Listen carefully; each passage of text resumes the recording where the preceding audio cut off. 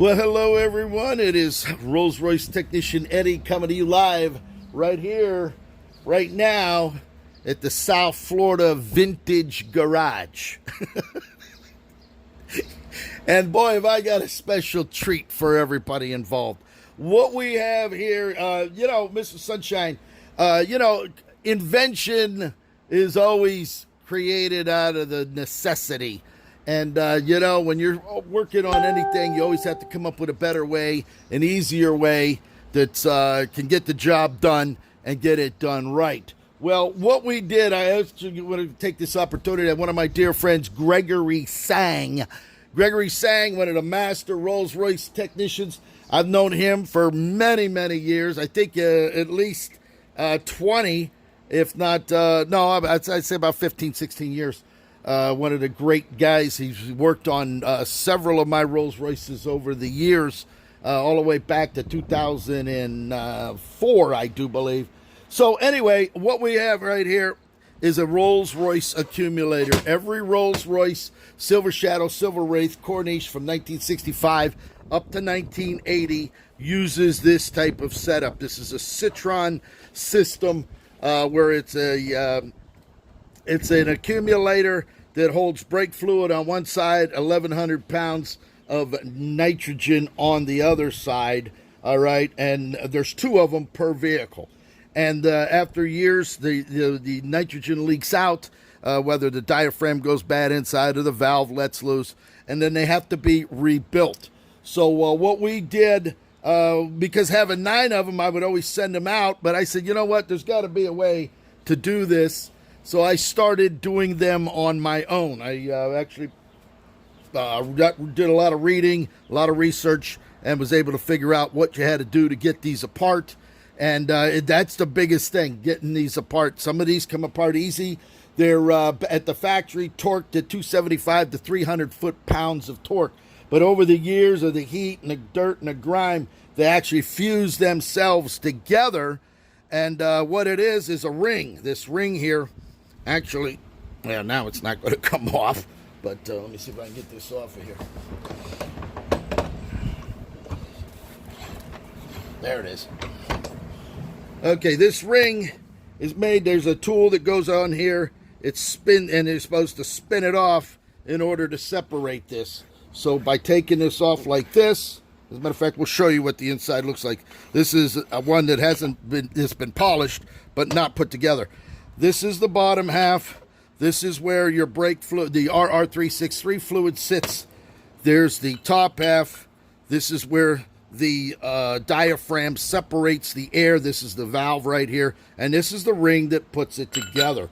So by putting this back together, you need to be able to split this in half in order to get these to rebuild. Well, some, like I said, over the years, 40, 50 years of them being together, you have a hard time trying to get them apart. Well, you need a normal vise. As a matter of fact, I have a Wilton. This is a top-of-the-line Wilton vise here. This is the old Wilton out of Schilner, Illinois. It's actually a bullet vise, heavy-duty, top-of-the-line. You can put it in there, but it's only as strong as the bench that it's on.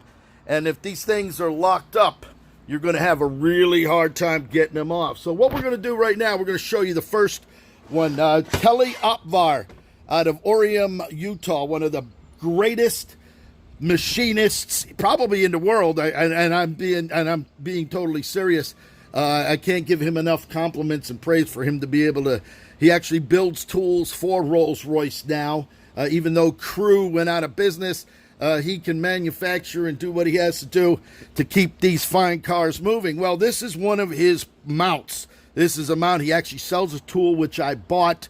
It's a splitter tool, and you can mount this onto a heavy-duty bench. But again, the bench that I have here is just not nearly strong enough to do it. You take this, you can see it's cut out right here. You put this down on there like that, and then you have a nut. He manufactures the nut that screws it down onto there. So now once it's screwed down, it's locked into place. It's not going to go anywhere.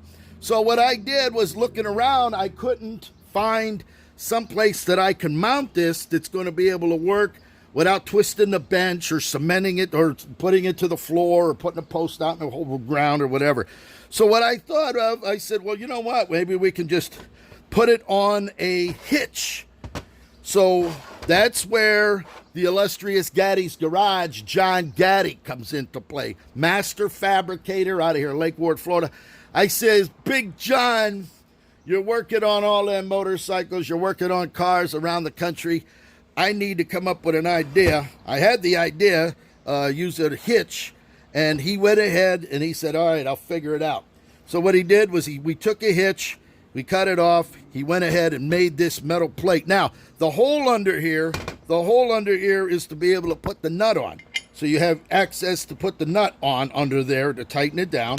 All right, grade 8 bolts hold it down to the hitch. And then you can put this in the hitch, which I'm going to show you here in a short period of time.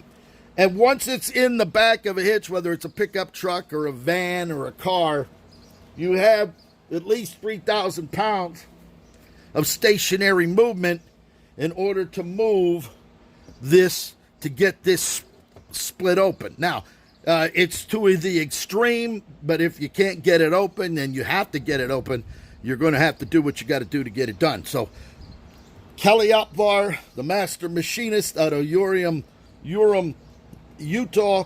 And then we go over here to the John Gaddy with his perfect welds all the way around, locked it down onto this hitch. Now, to open these up, all right, to use, we have special tools, and we have the persuader here. This is the persuader. This is a big, rigid, 5-foot pipe wrench. It's got the big wrench on here. You can see it right there. This is a handle that John Gaddy made. It's actually like a cheater bar. This wrench actually is up to here. It's a 5-footer, and then this slides off to make it up to a 10-footer. We also have many other tools here. Actually, one of the splitters here that I have, here's one of the splitters. This is an original Royce splitter right here. You can see it's still got names on it, all the torque and stuff like that. He manufactured the sides for this, and this is my old one here.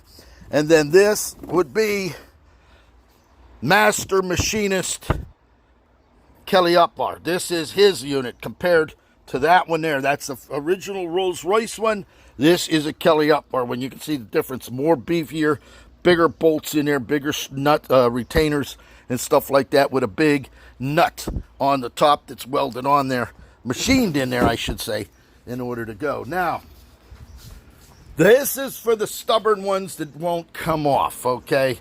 It's been done. It's ready to go. You can put it in sideways. You can put it on the top and then put the tool on there and twist it right off. Now, for those of you, Gregory Sang, this is my creation here, Mr. Sunshine. This is the hitch that has been used. It's a 2-inch hitch. It comes out. And then we had John Gaddy, Gaddy's Garage, CNC laser cut the metal, put braces on it, and we put another one of Kelly Opvar's mounts up here on the top. Now, the other one is made strictly for splitting. That's just to get it open. This one is to split it and to put it back together. When you have, let me get my,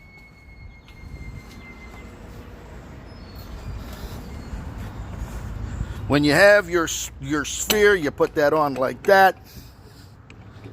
Underneath, as a matter of fact, underneath, you see that? They got the big hole where you put your nut in under there. And then what you do after you put this back together with your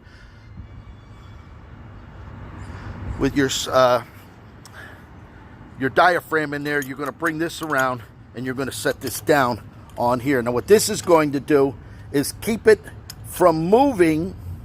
It's actually got to go just a hair more. Come on. Just like that.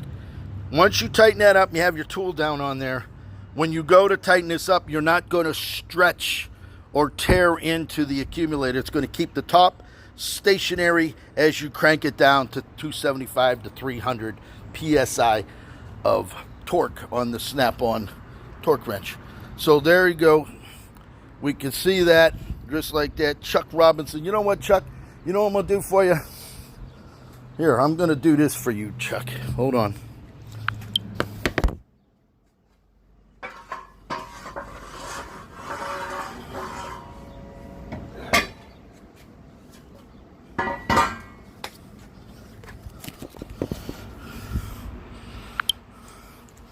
There you go. That is a rigid, made in America pipe wrench. That's the biggest one. That's a 60-inch pipe wrench. And then we had the metal bar that goes right over it in order for cheater bar, in order to make it big. You can see the size of that. There it is. Rigid Tool Company, USA. It's American made. That is never going to snap. No matter what. You're going to split that. You're going to split that accumulator one way or the other with that. We then have our big torque wrenches. This is a Matco. There's your Matco expandable breaker bar. This actually goes out 4 feet. And then we have our big snap-on. This is our snap-on torque wrench that will go up to 600 foot-pounds of torque. I actually had that calibrated about 6 months ago, so it's ready to go. So there it is. So when you're using Rolls-Royce, as a matter of fact, we have Rolls-Royce water pumps here, brake accumulator. Here's some more brake calipers here that we have done over the years. So there it is. So you had an idea what we're talking about here as far as Rolls-Royce parts are concerned. Hope you enjoyed that. Mr. Sunshine with his Rolls-Royce splitter mounts here for a trailer hitch. We'll come back out here. Gregory Sang, you called me from the United Kingdom this morning. Well, there it is. Now, it's been gusseted all the way around. This will not bend. I put that big rigid wrench on there, or the splitter tool on top of that. It will split that open without question. So there it is. It's solid, top of the line. It ain't going nowhere. And once you put the pressure on that, if you can't get it off with the regular one, you put the cheater bar on, you move it on out all the way up to about 9 feet. And at 9 foot out, that ring is going to split open just like that. So there it is. Gregory, I hope I hear from you here again. You said you were going to call me from the United Kingdom a little bit later. So you have the opportunity to see that live right here, right now in sunny South Florida.